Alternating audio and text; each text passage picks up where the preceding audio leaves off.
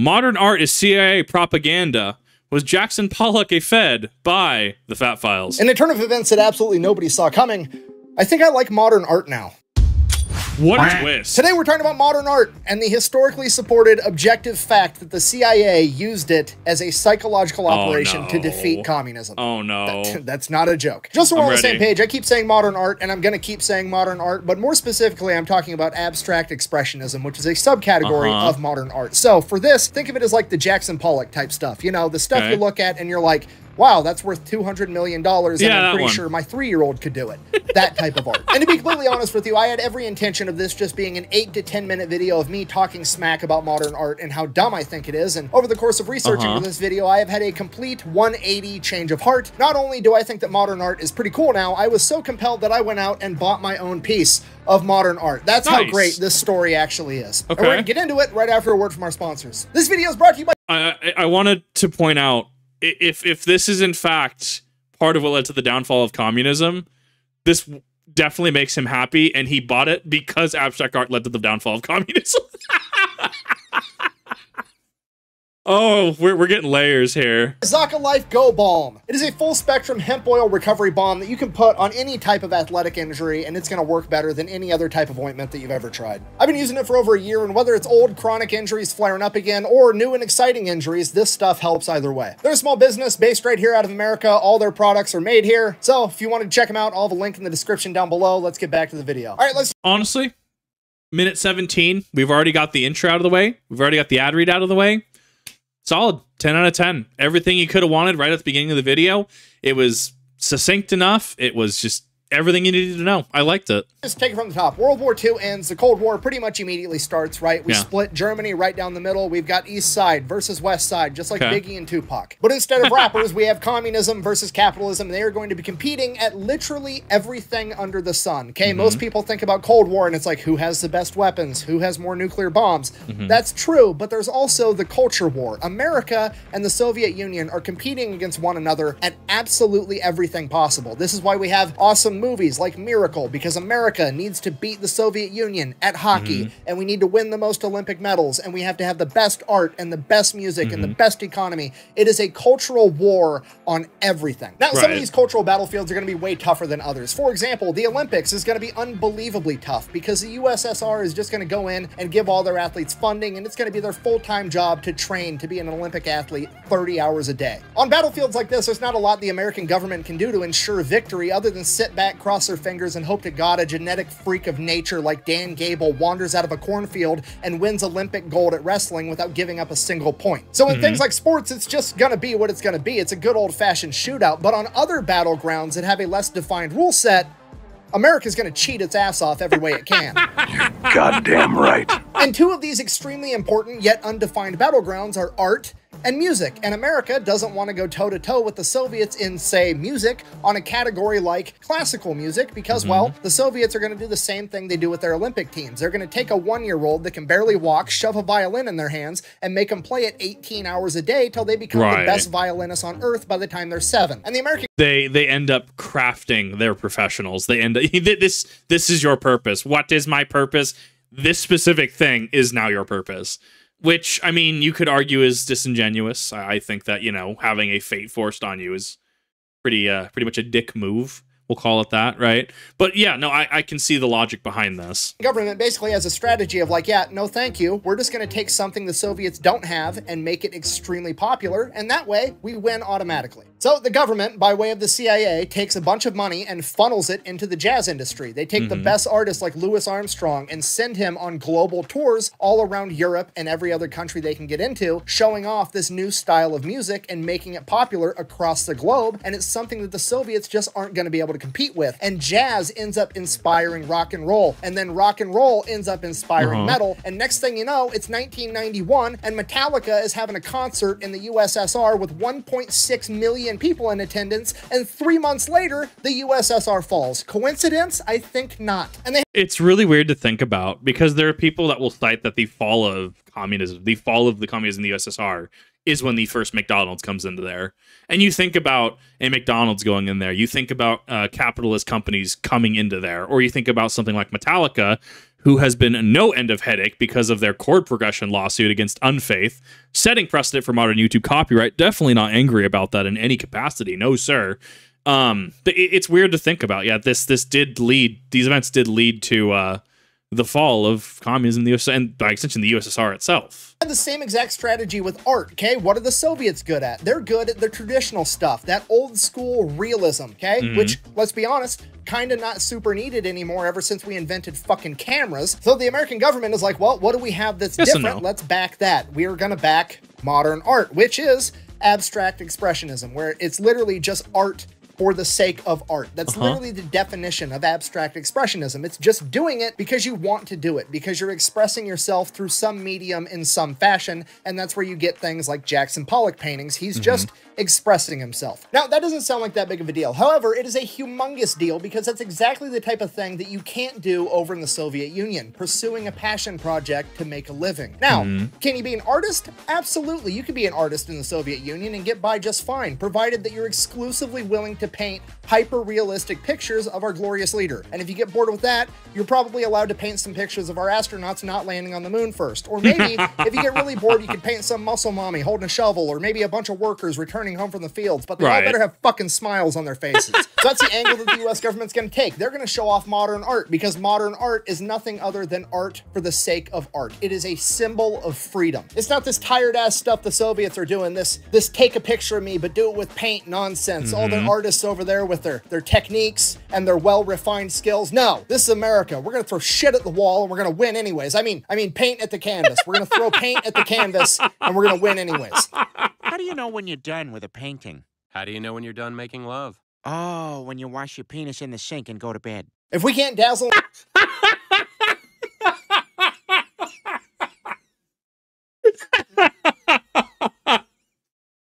You know, I'm much more of a South Park fan, but man, Family Guy has its moments. God, what was it? I was watching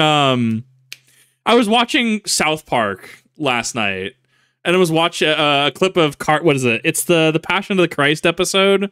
If you've seen it, you know what I'm talking about. I haven't seen the episode, but it's the part where Cartman gets everyone together for the Passion of the Christ, and he's dressed a certain way. And he starts speaking in German, and I was just like, yeah, I can't repeat any of this on Twitch or YouTube. I can't repeat any of this. Like, even in a joking fashion, there's no way I can repeat anything. Well, not anything. I can't repeat a lot of stuff that South Park says. Oh my God. Yeah, when Family Guy hits, it doesn't often hit, but when it hits, it goes hard. I'm here. With our intellect, we're going to baffle them with our bullshit. So that's the official plan of the US government. All we have to do is make this shit popular somehow. How are they going to do it? That's easy. Attach a personality. Copious amounts of taxpayer money. So that's what the US government does. Right after World War II, 1946-ish, they just start pumping money into modern art, trying to get as many eyes on it as humanly possible and making it seem as cool as possible. And it was not well received pretty much by anybody. Even the art community was divided. Half the art community hated this stuff, okay? They felt like it undermined the rest of art, which makes sense, right? You spent your whole life developing this skill set, you make beautiful paintings, and then out of nowhere, here comes this Jackson Pollock guy in his drip phase, and he's just fucking overhanding paint at a canvas, not even bothering to pick the dead flies up out of it, and all of a sudden he's more famous than you are. It's absurd. And that's just the criticism they're getting from their own community. Once the church-going, more conservative crowd gets a hold of this shit, they lose their mind. They fucking hate it. One of the many tools of the devil. Because you gotta realize... God, I love Waterboy so much. Bobby Boucher. The medulla oblongata. Oh man, say what you will about Adam Sandler. He has his moments. He has his movies. From this like church-going 50 First Dates rocked. Viewpoint, the majority of artists, generally speaking, have always been more left-leaning, which is completely fine. But in this instance, the majority of these abstract expressionist artists that are blowing up are like borderline communist sympathizers, or some of them are even self-proclaimed communists. I mean, Jackson Pollock worked on a May Day float depicting the workers overthrowing Wall Street. Like, they have some pretty controversial political opinions. So, from the perspective of this church-going conservative, it is Literally a bunch of commies trying to destroy art. And they're using our tax dollars to do it. We can't allow this to happen. It's a slippery slope. First you let them call this art, then they're gonna be having concerts called Woodstock and putting flowers in their hair and smoking weed and having unprotected sex, and then Forrest Gump's girlfriend's gonna get AIDS. It's gonna ruin the entire world. Okay. Yeah, and then you have to have some kid from South Park, Colorado have to reenact the movie, what was it, Core? By having to drill to the center of the hippie festival. I like South Park way too much. Once again, I can't quote like nearly anything it says. It is an experience, and somehow still relevant to the video because hippies. To be fair, they weren't actually worried about Jenny, but there was a bunch of conspiracy theories going around, and one of the biggest ones was that because a lot of the artists doing this type of art were communist sympathizers, is that this weird abstract art form was some way for them to convey secret messages back to the Soviet Union. Maybe these were like maps of secret... I saw that. What was that? Did that say subscribe? To convey secret messages back to the Soviet... Where is it? Union. I saw that. What was it? What's the message? What's the message? Union. Maybe these... Why can't I pinpoint this? That's really... It's like a single frame. It's very well hidden. Breadline.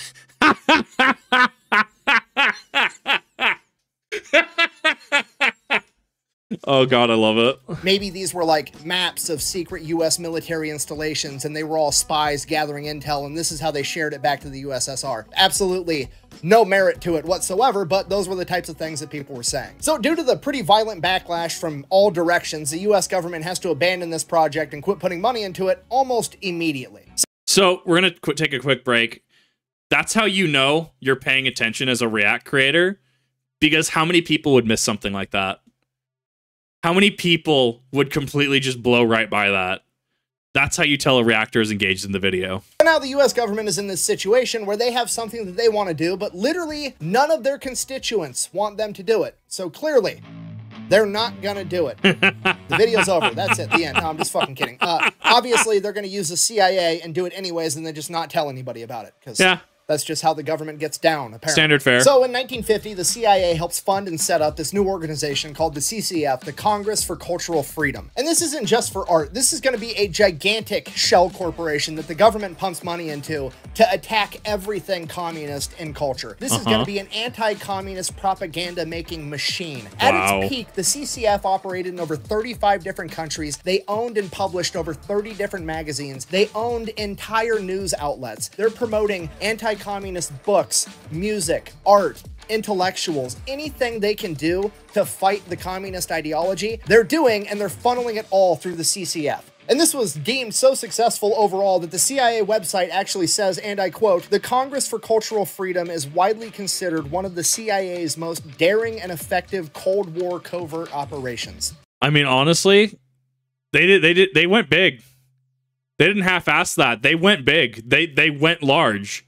They all the chips down on this. Wow. So the CCF is huge, but we're focusing on art, and art has a unique issue in that modern art is already deemed super controversial, so they don't want the CCF to come out and support it directly, so they have to figure out a way to support it indirectly. So the CIA goes out and they're like, okay, well, we're gonna get all these art foundations that already exist to work with us. Unfortunately, most of them didn't want to work with the CIA because it's, well, A, they're a bureaucratic nightmare, and B, most of them didn't like modern art. So at this point, the CIA is like, fuck it, we'll just make our own art foundation. So they go and they approach like a bunch of super wealthy people in New York City, and they're like, hey, start up an art foundation. We'll do all the work. We'll do all the paperwork. We're just going to funnel a bunch of money and art through this foundation. I'm sure you'll end up getting like tax write-offs or something. So all the rich people are like, dope. Absolutely, go ahead. And they do this like 50 times. They amass a gigantic network of phony art foundations where they use that to just funnel money directly into modern art. Okay, they're funding the artists, they're giving away rewards, they're buying the artwork, they're donating it. Then they go to the museums and they get the museums in on it. Now the museums are going to be disproportionately showing modern art more than anything else, inflating its popularity. But that's not where it stops, because now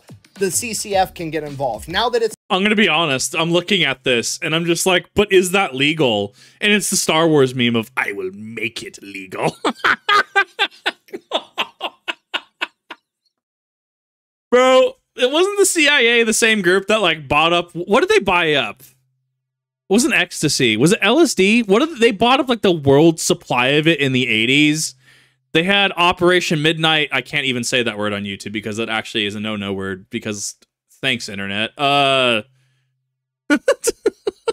Operation Midnight Peak. We'll call it Peak. Peak, that's the one. Oh, dude.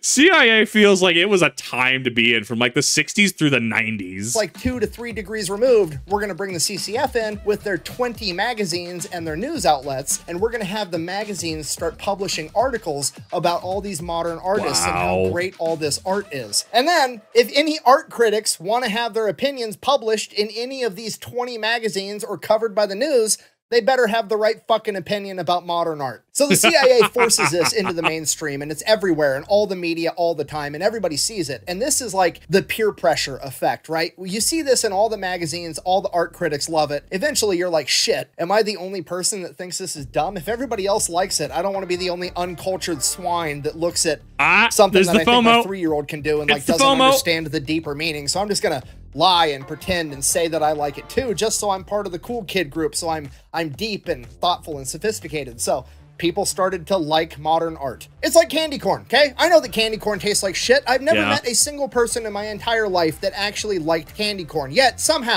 Man, okay, I think regular candy corn is mid.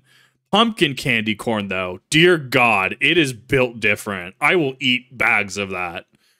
I don't buy pumpkin candy corn anymore because of that. I actually unironically love pumpkin candy corn. It is truly different. Some way. Every October, it's absolutely everywhere. It's got the best marketing on the planet for no apparent reason. I don't even know what company makes candy corn, yet it's everywhere all the time for the entire month of October. Fuck, candy corn's got to be a psyop, too. It's got to be like nuclear waste. That's how the government gets rid of it. I have no idea.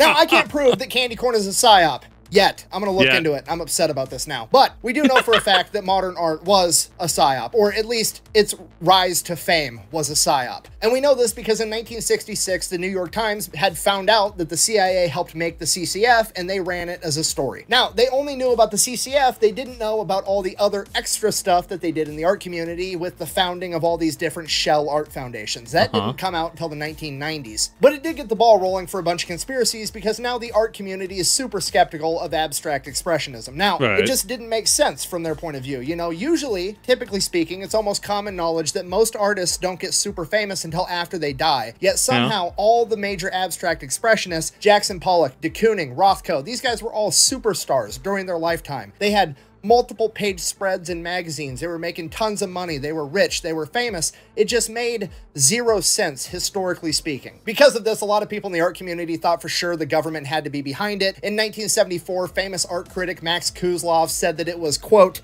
a benevolent form of propaganda. And here's the kicker with this. We don't know to what degree the artists that benefited the most from this actually knew that they were being used by the CIA. Because as far as they probably knew, they just received a bunch of money from some art foundation owned by some rich guy. They didn't know that that rich guy was actually working with the CIA. On the flip side of that, maybe they did know the entire time, and some people cite the fact that Jackson Pollock later in his life denounced communism as evidence of that. However, in my personal opinion, I don't really buy it. I think these guys had no clue, and I think that Jackson Pollock denounced communism later in life because he got famous and rich as fuck. I mean, the dude was selling paintings for $8,000, which if you adjust for inflation is like 95 grand, okay? He had a lot of money, and let's just call a spade a spade. Every young college kid wants to share the wealth, and then they get a little bit older and it becomes their wealth that needs to get shared, and then their opinions change. Now, I like that he brings this up. That brings up just like, just take these people that are like, oh yeah, the communist sympathizers he talks about all the time, give them like $1 million. See how quick they disperse that wealth. I'm surprised we haven't had a single but in this video, actually. It's very interesting. That's just my opinion. I could be wrong. However, I hope I'm right for a couple of reasons. One, I personally just find it funny that the US government was using unwitting communist sympathizers to fight against communism by showing off all the freedoms they have because they didn't live under communism. To me, That's art. And B, and also another reason that I think I'm correct, is that I think the CIA knew that this art couldn't be propaganda. I mean, they were going to use it as propaganda, and they knew that, but it was very important with the creation of the art that the artist had no idea that it was being used for propaganda. It needed to be a true, authentic expression of that person, because that's what made this art so effective, is that we were showing off freedom, the freedom of self-expression. That's what abstract expressionism is all about. Okay. I get it. So if you're not picking up what I'm putting down, what I'm trying to tell you is that when most people think of the Cold War, they think of an arms race between America and the Soviet Union. Who can have the most nukes? Who can have the most fighter jets? Who can come up with the best, most creative, efficient way to kill the enemy? But at the end of the day, that was a moot point from the get-go, because there was always mutually assured destruction between America and the USSR should it devolve to a hot conflict. And what actually won the Cold War was the culture war. Because when it came time for the USSR to fall in 1991, they didn't want to drag America down with them, because everybody in the Soviet Union was wearing blue jeans, drinking Pepsi, listening to Metallica, and Gorbachev himself was doing fucking Pizza Hut commercials. Это Горбачев. Wow, dude. They didn't want to destroy America because they wanted to be like America, or at the very least, they recognized the fact that the world was a better place with America in it. The Cold War wasn't won by having the most nuclear warheads. It wasn't won by putting a man on the moon first. It was won with blue jeans, junk food, music, and art. And to quote JFK, art is not a form of propaganda. It is a form of truth. Thank you for watching. Best way to support the channel is go buy some merch over at thefatelectrician.com. Quack bang, out. What a banger video. Like a week ago, I would have done nothing but made fun of modern art. Now look at me. Look at this. It's beautiful. I love it. Like, that's cool, though. That's cool. I like what it has to say. Yeah. Oh my god, I love it. Oh, that was perfect. That was great, honestly. That was amazing. So, first off, if you have not checked out not only The Fat Electrician, but this channel, The Fat Files, right? If you have not checked out those channels, do yourself a favor, go ahead and check them out. I have linked in the description down below, both of them for your easy convenience, your, to get there. This is also just a very interesting video, and it makes you think, like, how easy it is for people to start devolving into conspiracy theories and stuff, because we do have a paper trail of the CIA and modern art in this, where you could argue that it was dubious, but at the end of the day, right, the point of art, especially this modern expressionism, right, this art style, is that freedom of expression. You can just go and do whatever, and then symbolic versus capitalism versus communism. And I mean, that whole situation is just fairly interesting. The entire Cold War is just a fascinating delve into how people work, how people tick, and the war of ideology between two really big superpowers. And I mean, there were a number of things that led to the fall. I think, what was it, cotton, getting to overproduce cotton led to a lot of very adverse effects. I think the Aral Sea, actually, was it? The North is the one, because the Aral Sea split, right? I think the South one is still active, is still alive, but I think the North one's dried up now. I'd have to remember. Someone's going to have to cite me on that. I watched a lot of Simon Whistler, but it's starting to leak out of my brain, which also leads into, apparently, I guess there was allegedly the situation where didn't the dead hand button get hit, the funny button, and like we were on the verge, but one general in the Soviet Union was like, nah, let's actually not send these missiles.